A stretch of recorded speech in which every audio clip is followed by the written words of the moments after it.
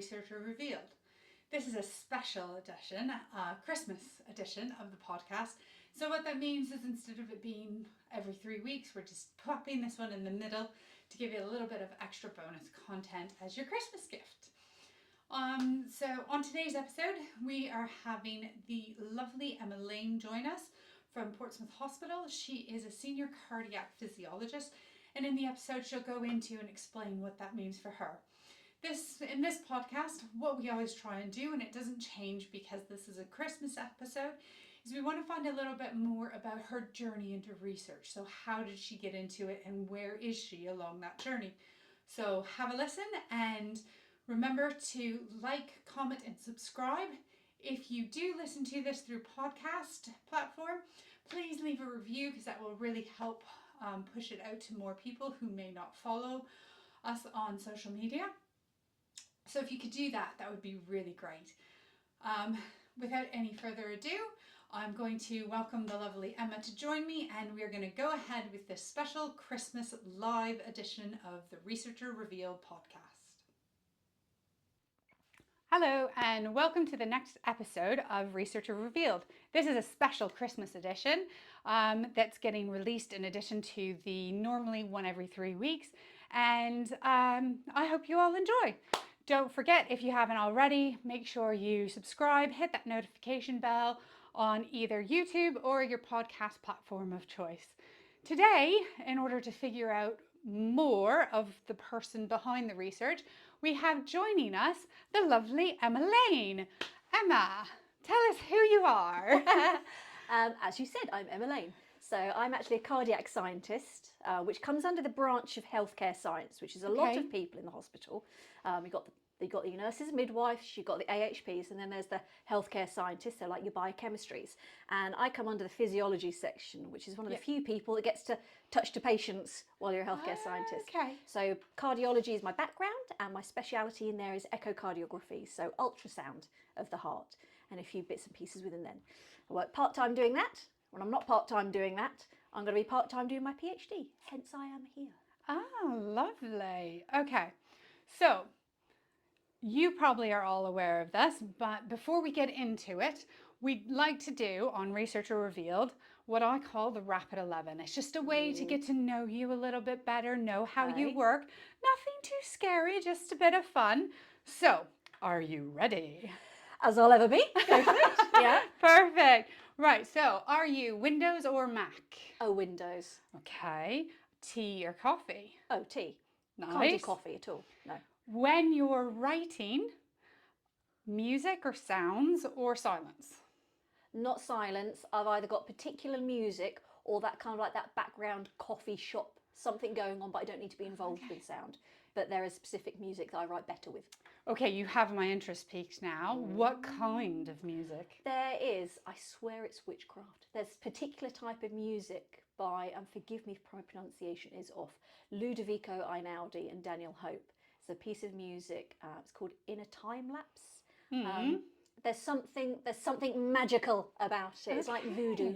It's just very quite fast rolling music, which kind of like goes along with your fingers, and then it stops and goes to a quiet bit, which is when I then go back and check what I've just written, and then it starts up again and I can go for it. Don't know, it's magic, it's voodoo. Wow. I'll play it for you later. Well, no. What we'll need you to do, and this might happen for a couple of the questions, anything like that you introduce both me and the audience to, is in a follow-up email, ask you to send me a link to like a Spotify or whatever, so that people in the description of the podcast, they can then seek it out themselves, because if it's magic, who doesn't want magic? It's voodoo, baby. Yeah, no, it sounds I need that magic in my life.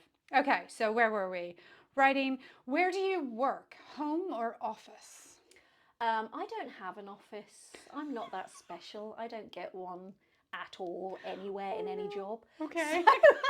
I mean, I'm probably being disingenuous there to Portsmouth University, but Portsmouth Uni have got a space that you can go and hot desk, but it's getting down there is difficult when you work part-time. So I have an office at home.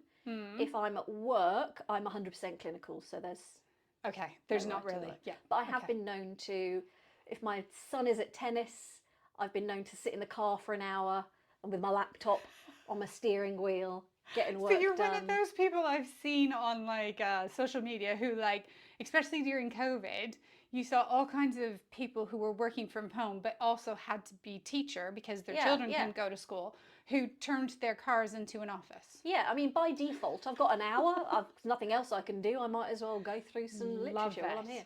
Love it. Cool. Right. What time of day are you most productive? Really annoyingly in the afternoon. I would love to be productive first thing in the morning. It would make my life so much easier. I can work 9 till 12 and churn stuff out. I go dead after lunch, and then I don't pick up again till about 3:30, 4, and that's my best spot. I'm like 4:30 till like however o'clock at night. Yeah. Which is really annoying because that ruins my dinner time, and I really like to get to bed early.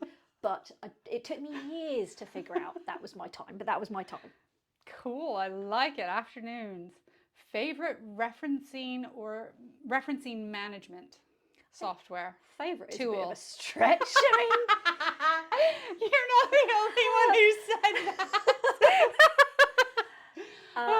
I am Mendeley though. Mendeley. You're I've tried Mendeley, others, okay. but I'll stick with Mendeley. I quite like that it gives you little nudges as to you might also like this. So I like that feature of Mendeley. Nice. Okay. Favorite data visualization tool? What the heck? Like how you make your figures, your what to graphs, make pretty your pictures pretty pictures. Yeah. So, depending on what I'm doing. Okay. So I don't think you can go wrong with an Excel pie chart, chart, graph, because I strongly feel whatever conveys it in the easiest way and the simplest way. Because if you can't convey it to an 11-year-old, you don't know it yourself. Oh, I love that. So definitely I will go the simplest method possible, and that is often something like that. Okay. I love that. If you can't explain it to an 11-year-old, you don't know. If you have to use big words to explain it that nobody understands, what's the point of your research? You've got to convey it. I love that. Yeah. That's beautiful. It's also because my probably standard is 11-year-old, but we'll glance over that bit. Favorite desk snack? I'm an equal opportunities snacker. So I can eat a packet of biscuits and devour them in one go. A body like this happened with a lot of neglect. Anything, I will say no to very little. Okay, fair enough. I'm similar. Yeah. If it's edible, it's in. Biscuits are usually a sweet thing because you just need to keep yourself pepped. So more of a sweet than a savoury. I mean, that's just a rule in life. But yeah, more of a sweet than savoury. Okay, fair enough. When you're planning or organising, are you a paper and pen or digital?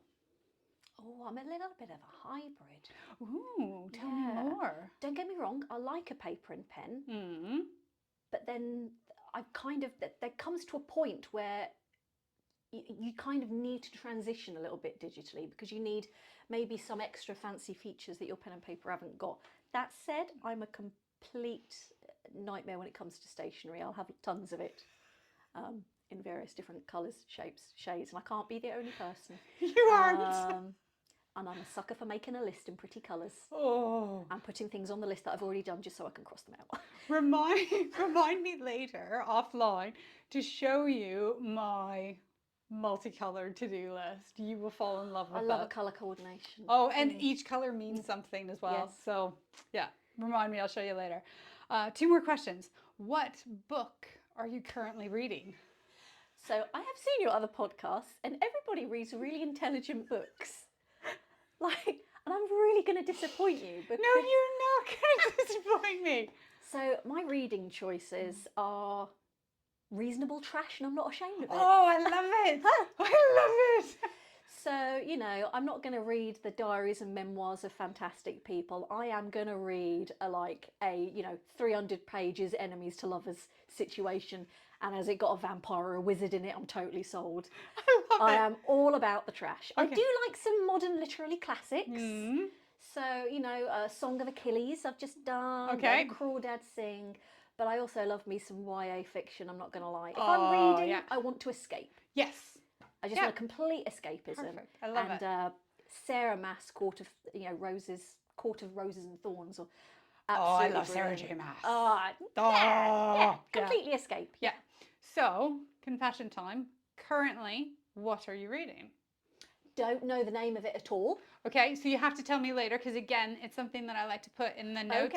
Okay. So, with the sounds, the title and author of the book that you're reading so that I can add it to the virtual Yeah, because I bookshelf? don't know what it is. 'Cause I go through a lot of books very quickly. Me too. So like I'm a book a day girl.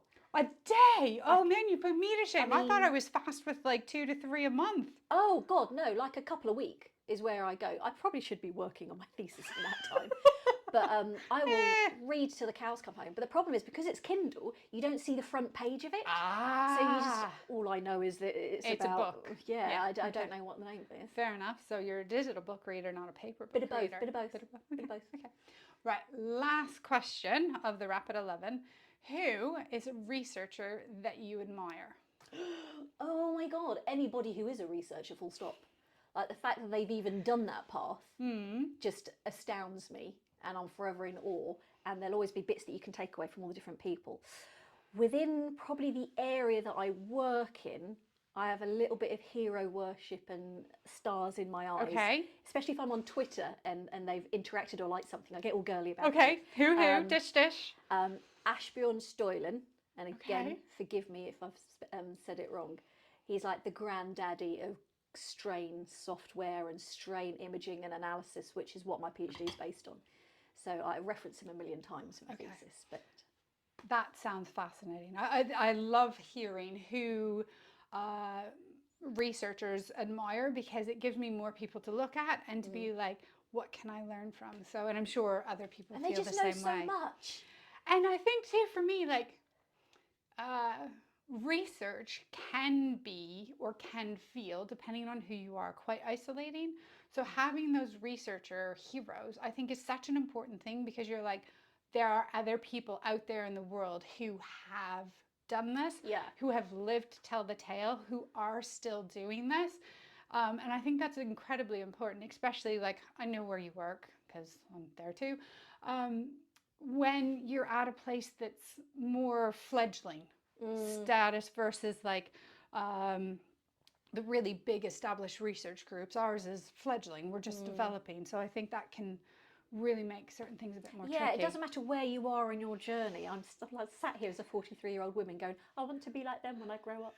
And then at some point I might actually be a grown up. It's like, it's all very relative. You know what gets really scary? So this has happened to me now like a couple of times since I finished my PhD, is people have said to me, oh, I admire you. And I'm going, what are you?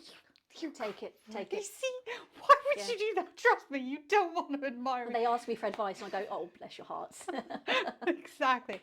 Right. Thank you very much for that. It was very interesting. I love what you said at the beginning. Like, that's so cool. It's sticking with me in my little brain. You're welcome. So what I'd like to hear about now, so you've started to hint at it in some of your answers to the Rapid 11. So you've told us who you are. You've told us physiology. Explain it to me as an 11-year-old.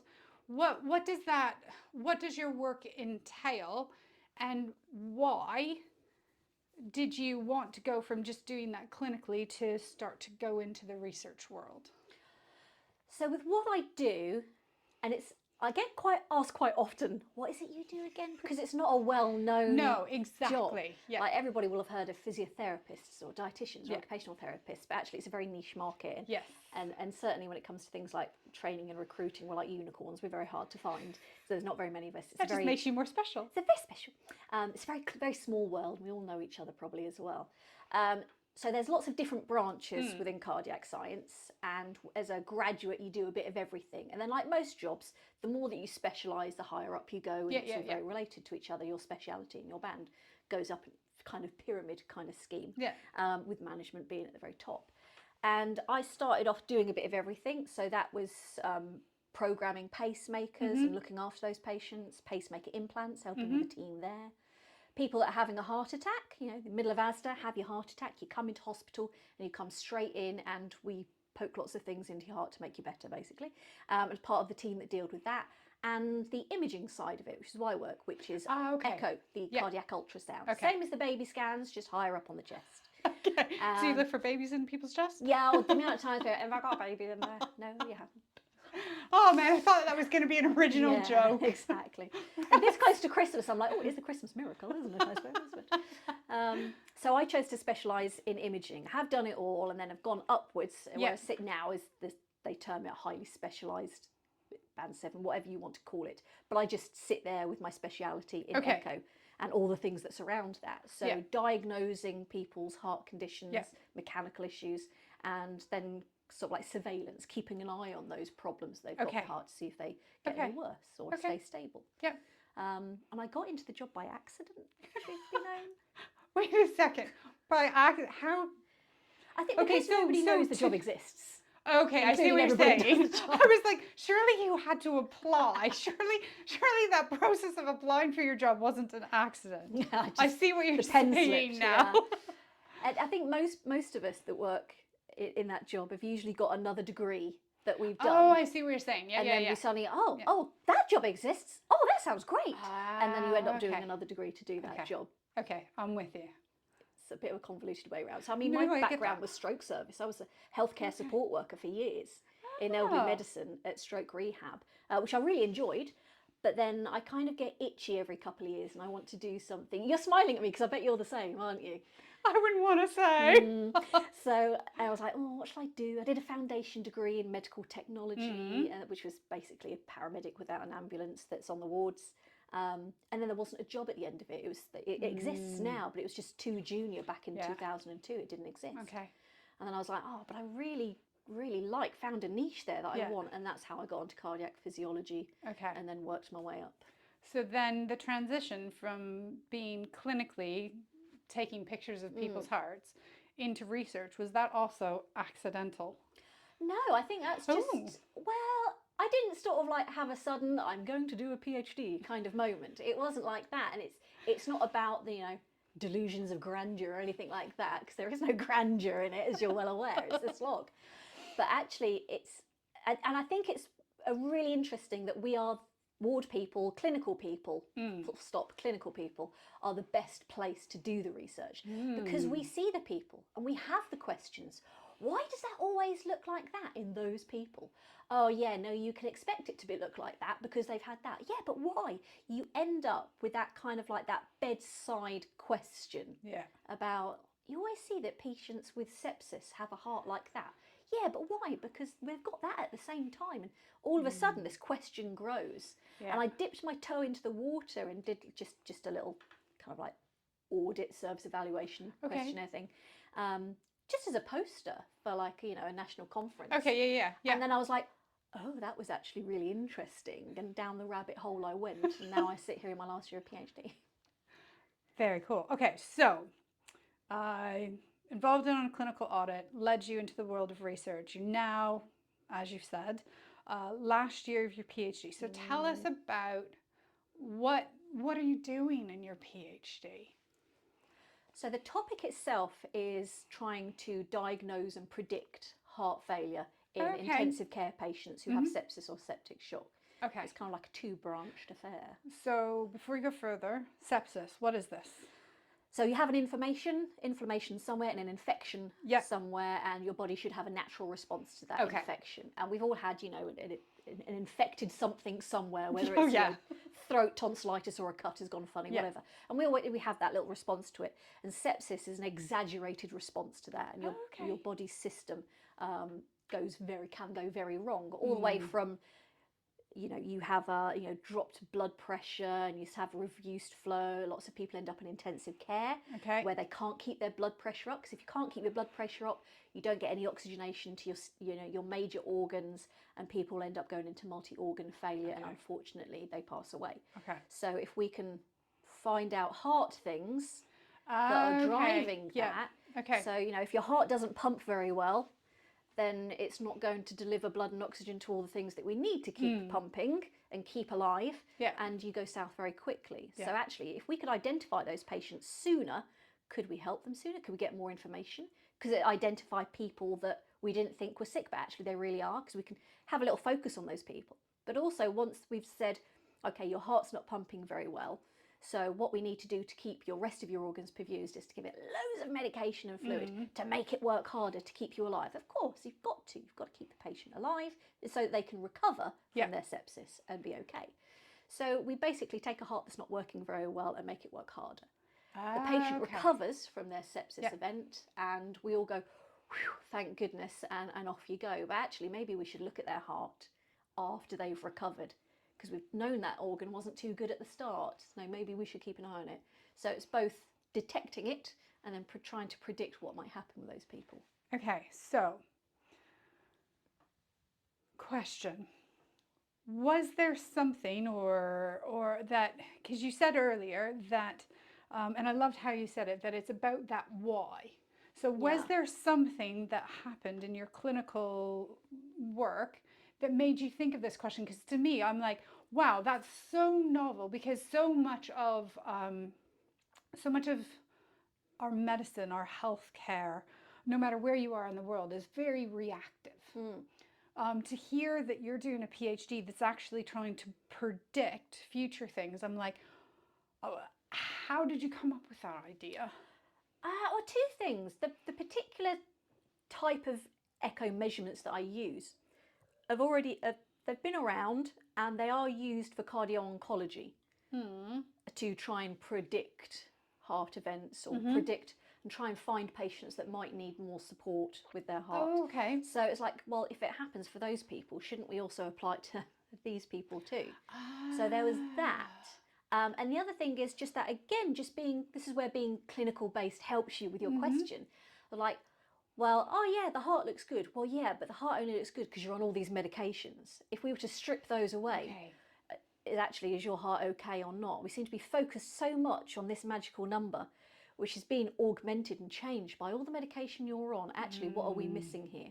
So I think between those two things, that's where it came from. I love that. That's so intriguing. So this magical number, it looks good. Because I mean, I've in my day worked in ITU, and again, yeah, I completely hear what you're saying, in that as an ITU nurse, you're like, to the screen that has all of these numbers, that because your patient is asleep, you can't talk to them. You don't get that feedback, so those numbers become your feedback, and so you're so focused on those numbers that it's something that I had pop into my head but did nothing about, because I'm not as cool as you, where I was like, but what does it mean? Yeah, how does that context. Number? Yeah, and we're quite good in echocardiography. We do a lot of context.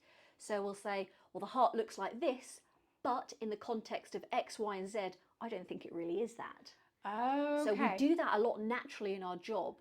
Okay. So I think that's probably, again, where just the question comes out. So for you, this magical number you keep talking about, yeah, can we know, or do we have to have a secret handshake? Yeah, in order 100%. to You're not in the club. Oh man!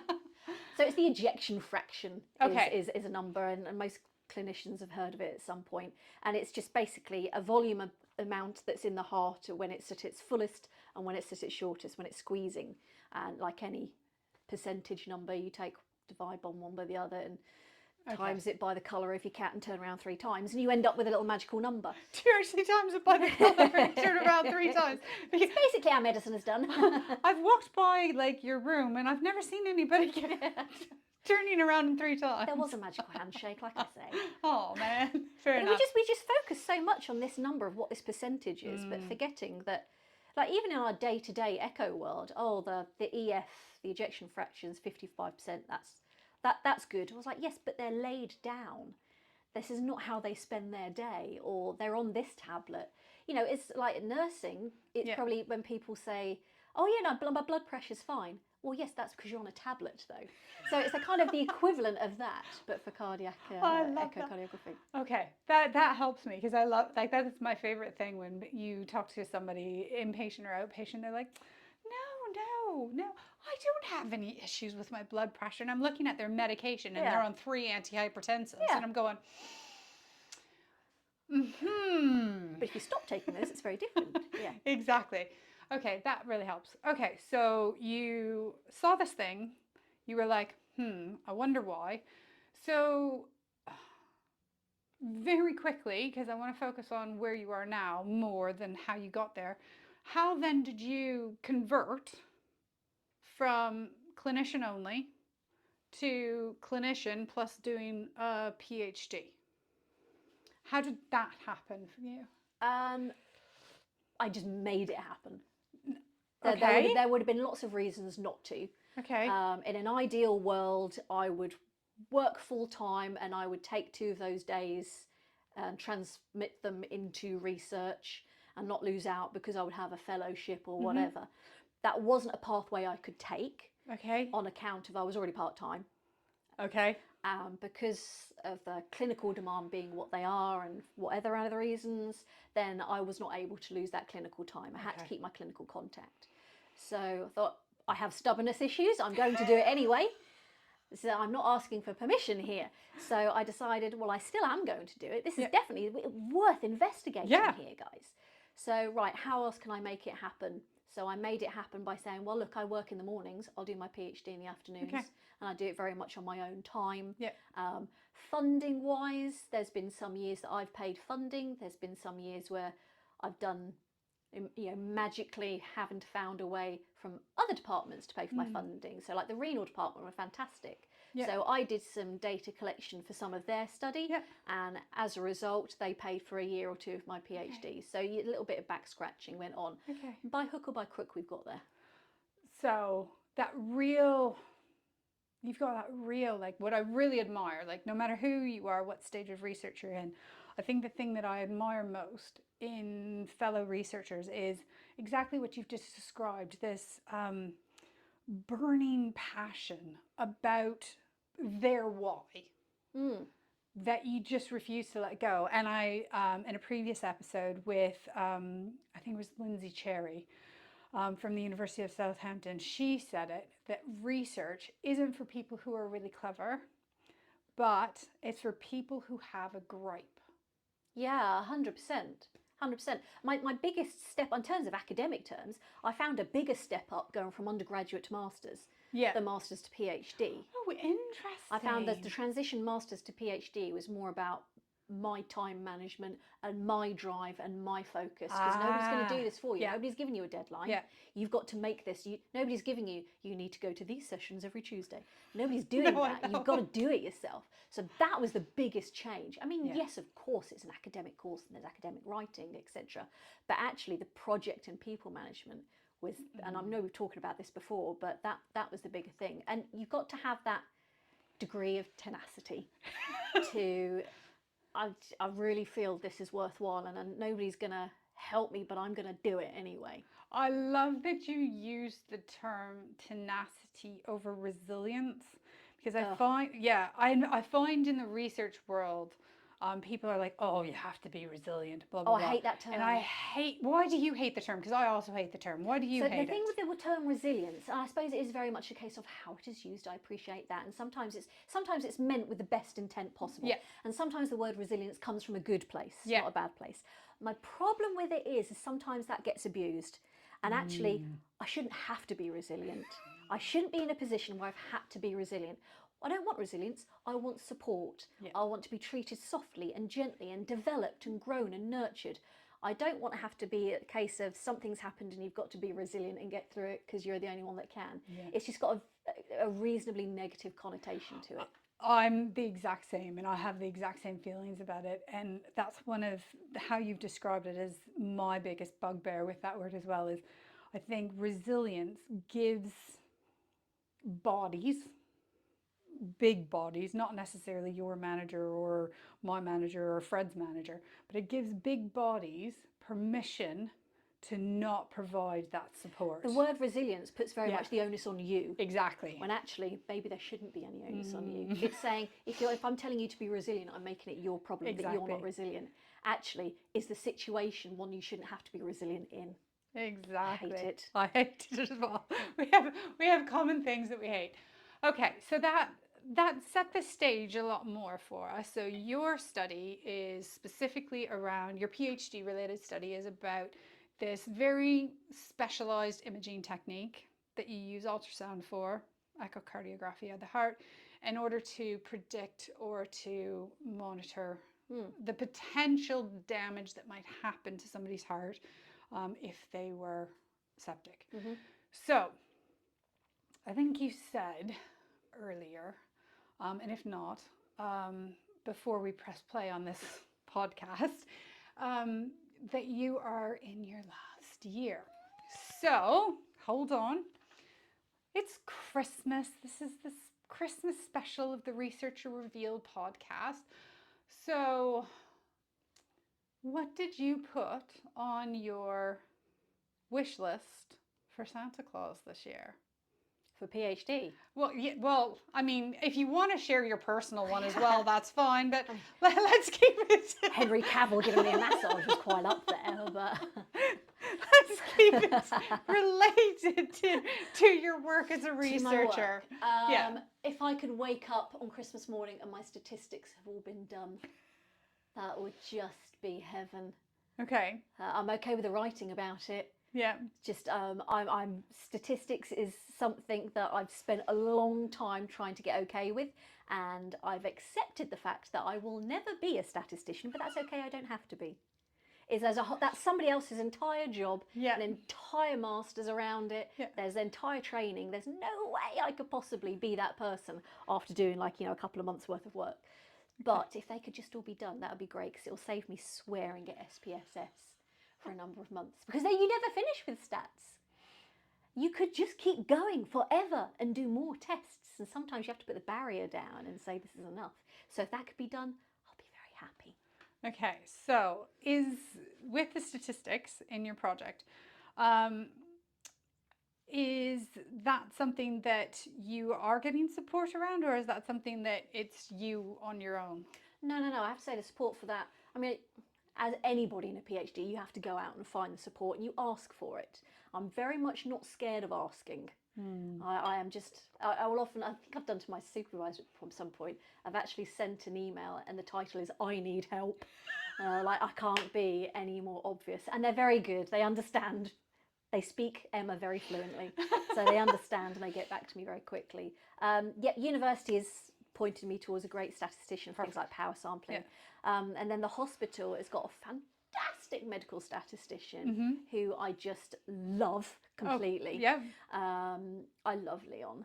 He's just, I think because he was a previous doctor before he went into statistics, so he understands exactly what I'm getting at, which maybe the university statistician, it's the difference between what's statistically interesting or clinically interesting, and the two may not marry. But he understands that, so he has been fantastic and is very patient with me, I have to say. And failing that, I've learnt a lot of YouTube. I know YouTube's great, isn't it?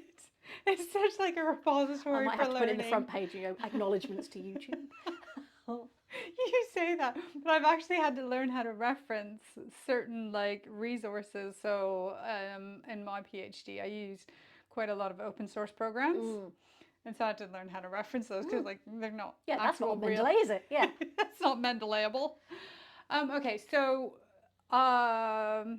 10 being it's all done. 0 being you haven't started.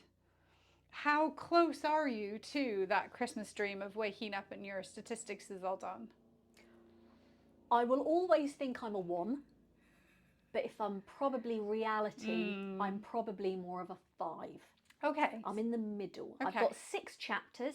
Yep. I've got 2 kind of first drafts done and either being reviewed or being reviewed, and some that I just can't do yet because I haven't done my follow-up. Okay. Okay, so you're still waiting on some data. Yeah, I've got a 1-year follow-up, so that I mean that comes to completion in the spring.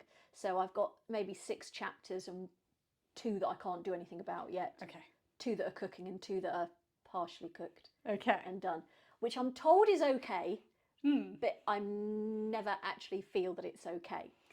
I always feel my expectations of myself are probably higher than other people put on me, which is probably the better way round, I suppose, than to think you're cushy and you're really not. Yeah. I mean, at this point, I've this far through it, I've paid for my last year, I've got to finish it. Okay. So it'll happen. So it's getting done regardless. It's getting done, yeah. Okay, so Christmas list has been granted. You wake up on Christmas Day and under your Christmas tree in a box is all of your, so you don't have your data, but you're with SPS, I'm guessing you use syntax? Probably. So syntax is...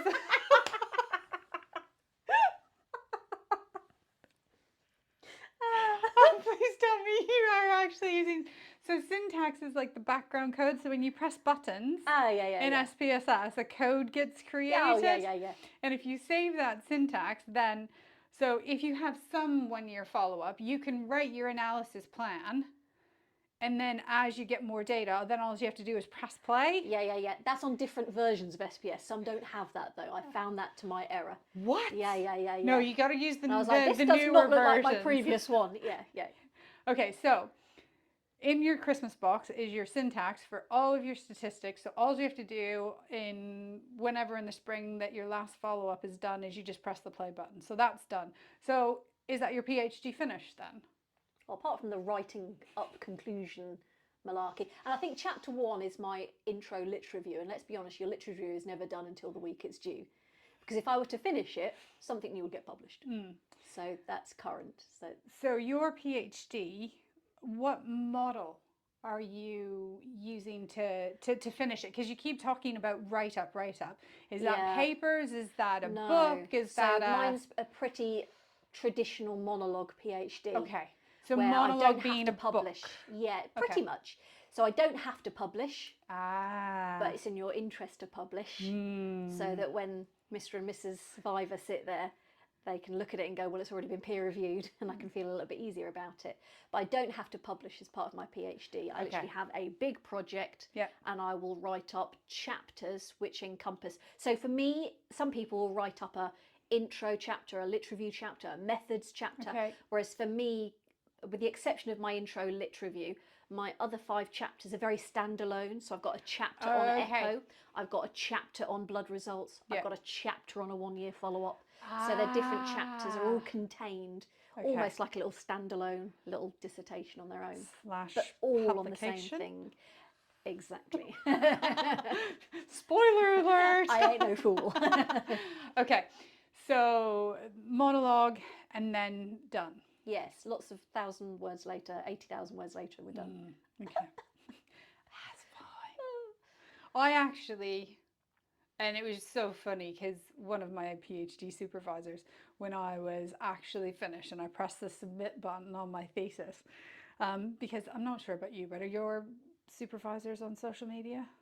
Not that I know of, no. Okay, so this one is, a couple of mine are, and so you stalk them? You stalk them a little bit, maybe? And it was so adorable because all through my PhD, and I don't say this to brag, it's a challenge in and of itself. I have too many words. I've not yet had the problem of staring at a blank page going, what do I put on there? Oh no, same. I'm more the person being like, I have 50 pages and I'm only supposed to have 2. I can totally word vomit. Yeah.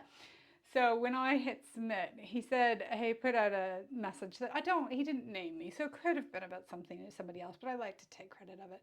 He's like, oh, I've just had somebody finish, blah, blah, blah. And I'm really going to miss the words. Sure you are. Good story. Okay, so finish the PhD. That's going to happen in the year. So what next? Is there anything else on your Christmas wish list when it comes to your role as a clinical researcher? Funding is on everybody's wish list, is it not? I really don't want to have done the PhD for nothing.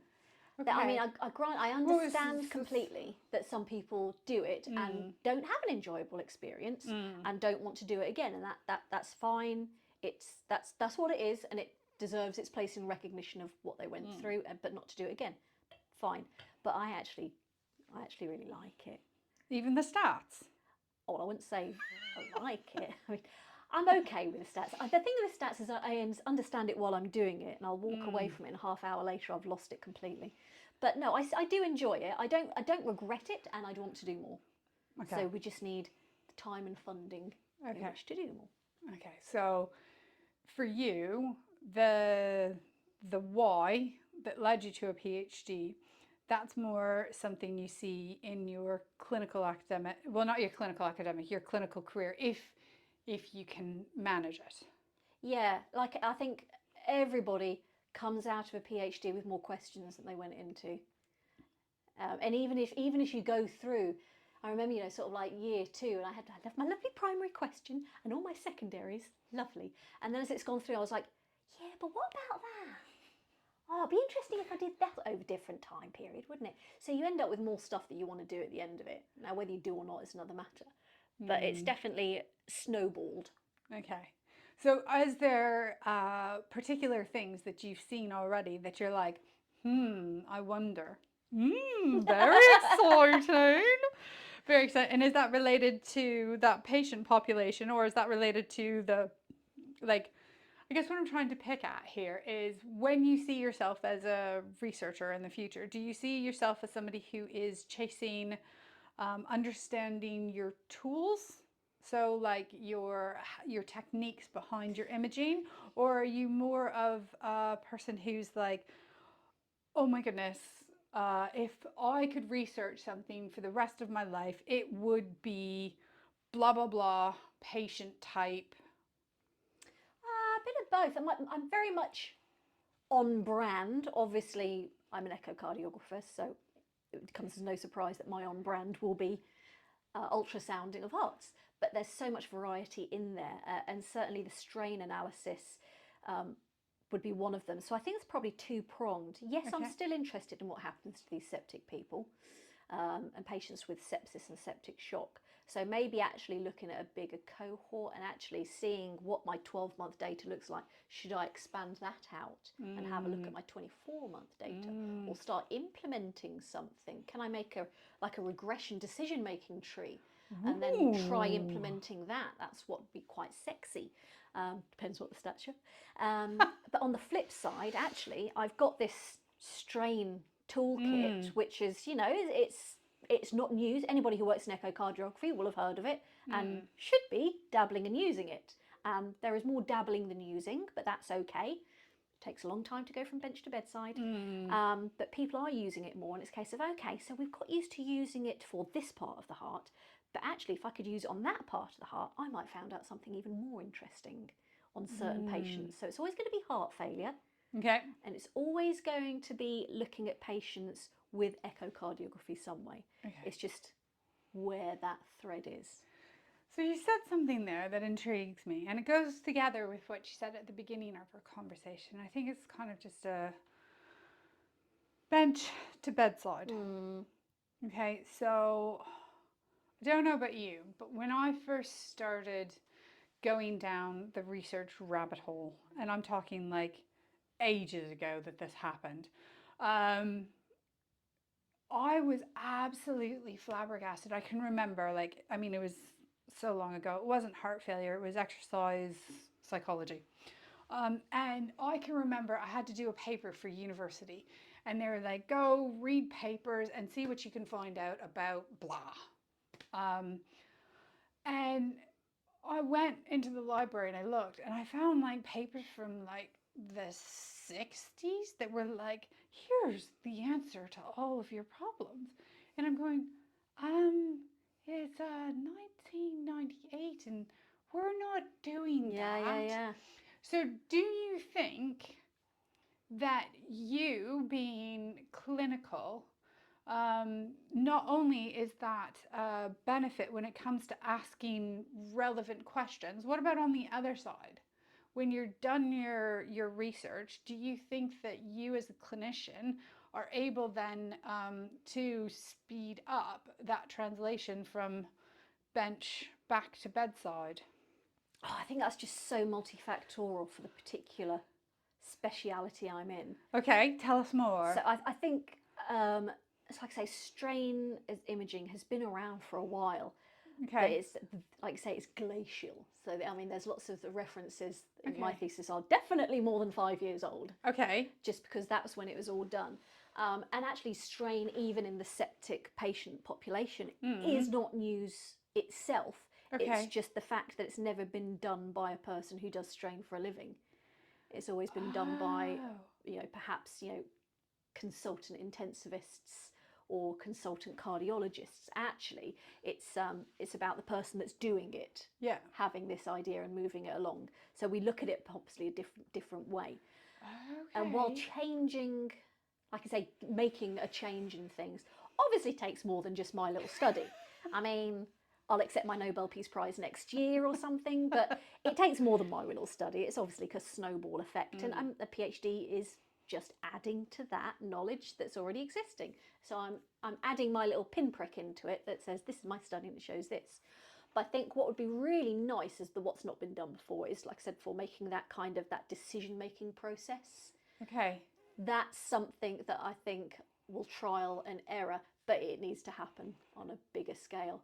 The thing we could do, certainly in a smaller idea, either just in my workspace and my colleagues, or within the Echo Society of that we are part of, the British Society of Echo, is actually it's about just giving a lot more recognition and weight to these things. So, for example, the strain imaging, it's something that we all know about. It comes up on exams for our, our professional exams, and it's on a guideline, and we should be using it in this type of patient, but it's not on a guideline to use on that type, or that type. Okay. So some of it is about where's the barriers in us using this, and actually it's those barriers that could be broken down by this type of research and others. Yeah.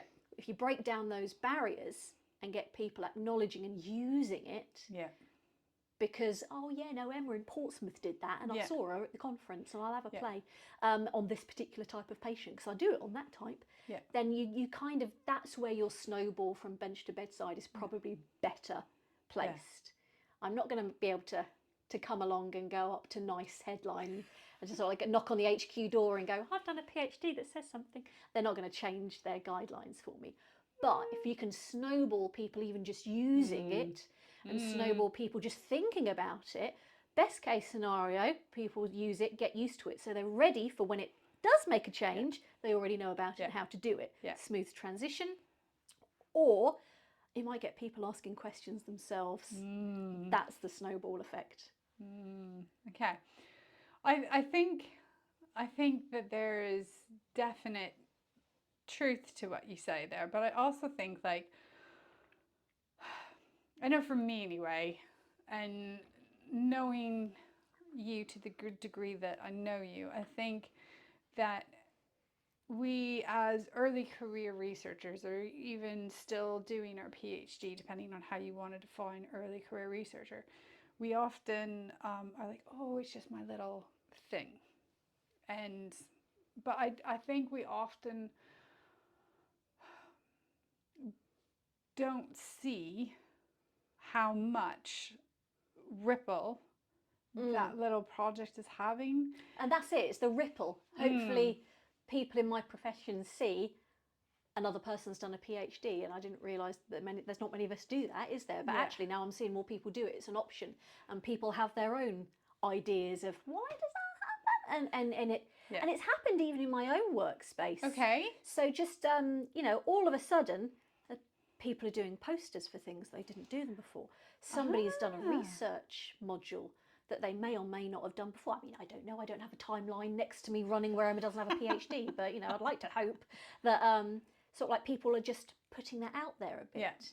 It is an absolute ripple effect. There's that little bit where whatever we're doing and or done in terms of PhD, it's been hard. Oh yeah. It's been hard, but it's been worth it.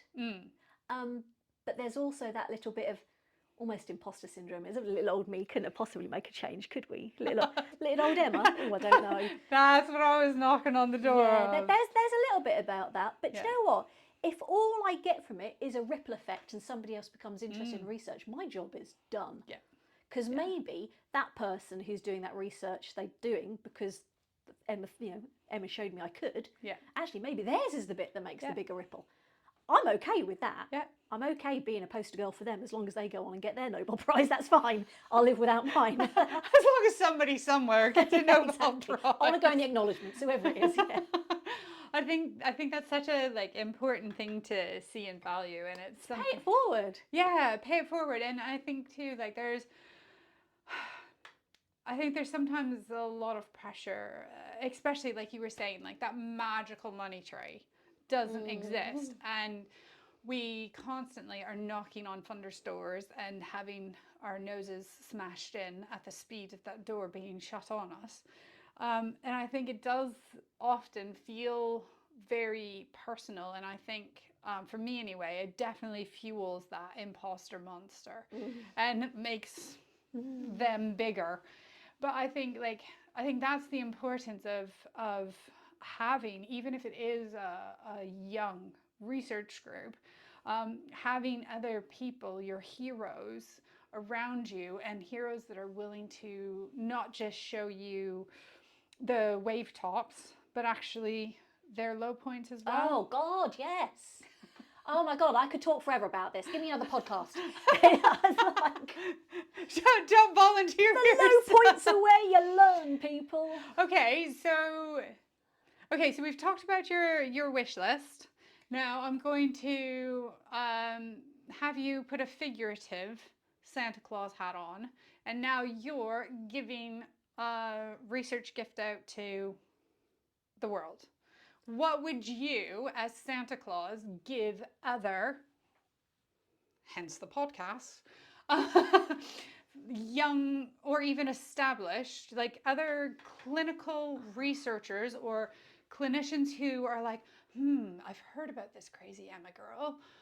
She does this weird research thing. I'd like to get in. So what would be your gift as Santa Claus to everybody who wants to do research out there? Oh God, the gift of stubbornness. For sure. You've got to just... It's not about... I mean, it is about a certain level of intelligence, otherwise you wouldn't get onto it. But yeah, it's the stubbornness to commit and do it and find new ways of working. And a lot of that is just nothing to do with how well you can write a paragraph, although that is part of it. It's definitely to have a little bit of tenacity. But I think the gift of definitely don't take no for an answer. There's always ways around it. I got told no on a lot of things. There was a lot of things I wasn't eligible for. There's lots of research grants and fellowships that I either couldn't apply for because I'm not a doctor and I'm not part of a particular staff group, or I'm not a career researcher. So where do I go then as a healthcare scientist? And then some of it was actually, no, because my job is so niche that I can't be released from my job either, because nobody else does stress echoes but me. So that's a problem. So I couldn't be released from it. So it's about having that creativity. And again, it's probably where the stubbornness comes into it, but just having that idea of, I am going to find a way to do it. And if I could just give everybody just some hit of moxie, you just to not let go of that idea and not to give it away to other people. So there was definitely, it would have been easier to somebody wanted to take my idea and run with it, and I just did the data collection. I could have done that. And there were people that were happy to do that for me. Okay, you can always find somebody to own stuff for somebody you. will always want to be PI. But actually that's mine. And again, that stubbornness a little bit. You're not begging people to allow your career to happen. You're gonna make it and carve it out, and you're gonna be creative, and you're gonna find a way for it to work, and it will. But if I can just get everybody that belief that it's all about making it happen and it will happen, build it and they will come. It's a little bit like that, but for research. If everybody just had that little bit of belief, mixed in with imposter syndrome, of course, because we're only human. But I think there would be a lot more clinician-led research done, because we're used to it being doctors that do research. But we're the ones on the shop floor asking those questions, and we should own the research. We should be at that table when research is being served, because we've got importance to it. Beautifully said. I couldn't agree more with you. It's one of the reasons why I'm doing this podcast. It's because I think people like you, people like some of the other guests, we are those unicorns, to use your word, especially in the non-doctors of us, the non-medics. We are those unicorns, and sometimes because of the amount of tenacity and stubbornness and energy that we have to pour into making it happen. We don't have the time to be like, guys, I'm doing this thing. And so I think that wraps it up perfectly, because I think for me, having you on here, having this go out into the world, you giving your gift of moxie, I love that word, it's such an old, like that next to the word, I love it. And like, because I'm about to watch it again, because it's Christmas, the movie The Holiday, Loving it. gumption. Yes. It's an old-fashioned word, but we need more clinicians, because I don't know a single clinician who doesn't have a why doesn't somebody do something about this? Why? But they don't have that moxie, that gumption, that role model. So unfortunately, what you get is something that I got is like, well, we don't really do that, though, do we? What we do, I think I suggest you stand aside and watch me do it. The gumption came out like, right there. Moxie with a capital M right there. Yeah. But yeah, you got to. There's always a way to do it, and I've found very creative ways to get funding, and to get time management, and been writing. My son's been in a bath for an hour while I've been there on my laptop. Sat on the bathroom floor doing something, trying to figure out Mendeley or something. But we can do it. We can, and we should. We've just got to believe that we can and see role models. Somebody else has done it. That's a possibility for me, and then make it happen. Love it. Right. Thank you so much for making time in your very busy schedule. I only came for the vodka and tonic. It was lovely. It's water. It's not quite.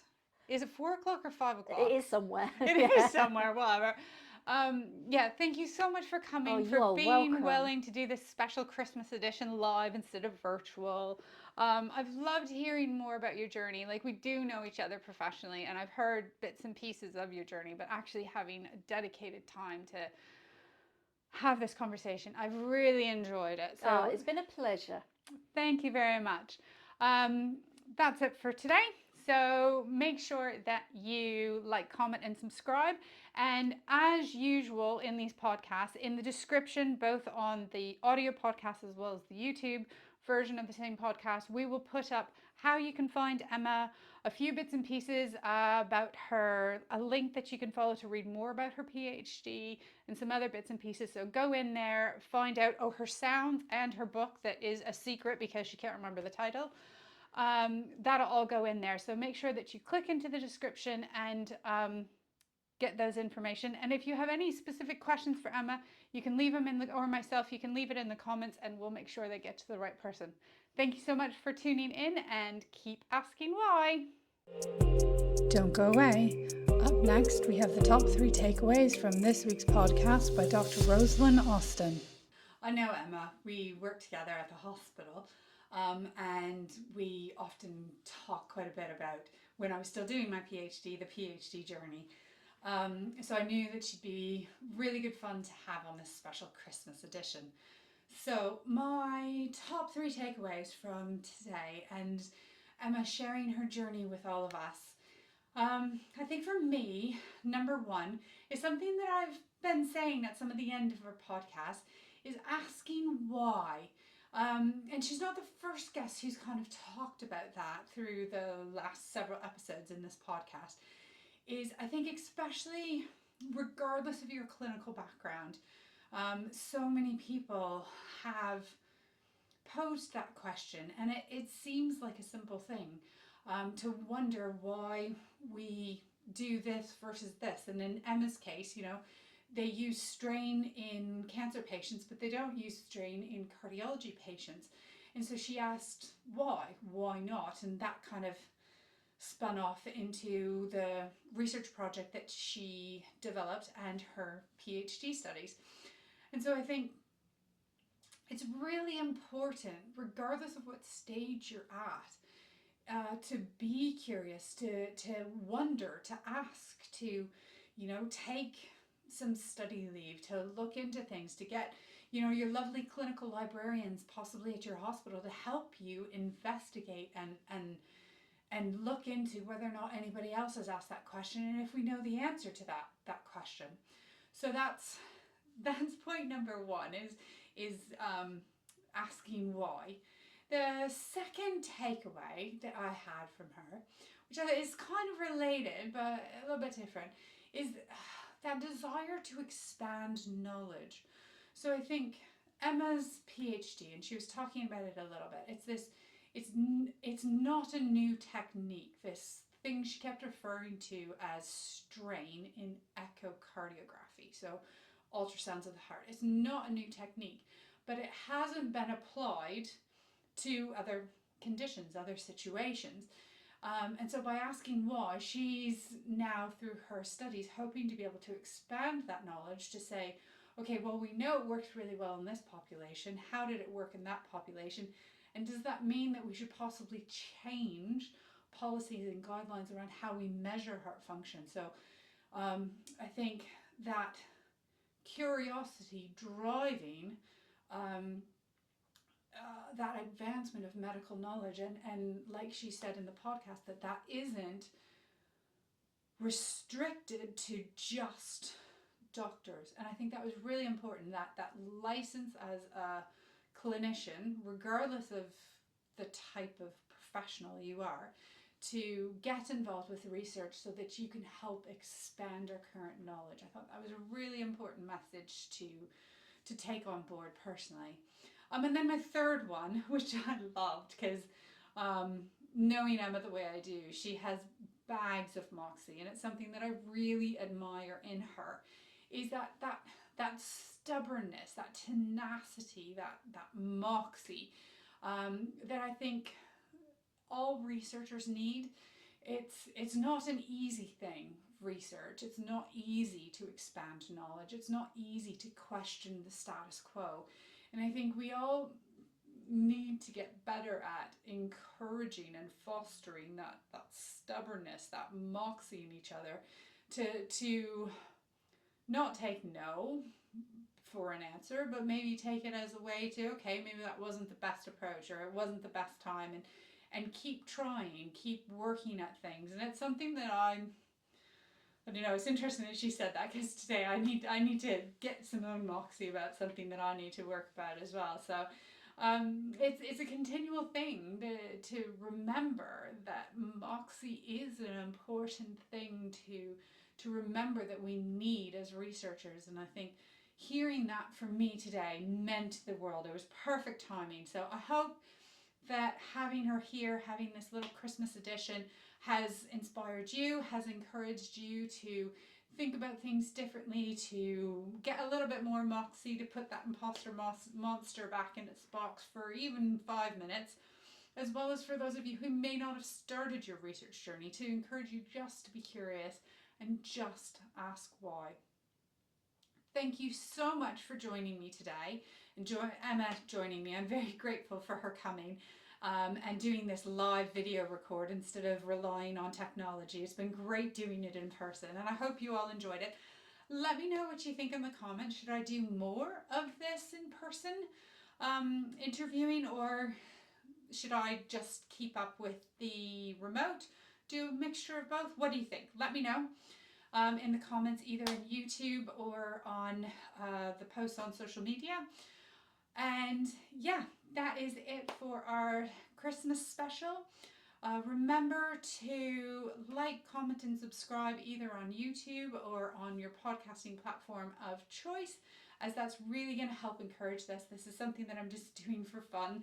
But I really am passionate about sharing our research journey as non-medics with the rest of the world, and sharing what that looks like and feels like, in the hope of inspiring other people to dabble in research. So anything you can do to help share that message, I would greatly appreciate it. Thank you so much for everybody who has subscribed. That's been the best Christmas present for me. And I will, the regularly scheduled post will still go out. This won't reset the 3-week clock. This is a bonus episode, so the next episode should be coming out in another 2-ish weeks. Well, no, about a week by the time this is published. So yeah, stay tuned, and Thank you so much for listening and downloading to all of my episodes so far, and I look forward to a new exciting year next year with more great guests to come.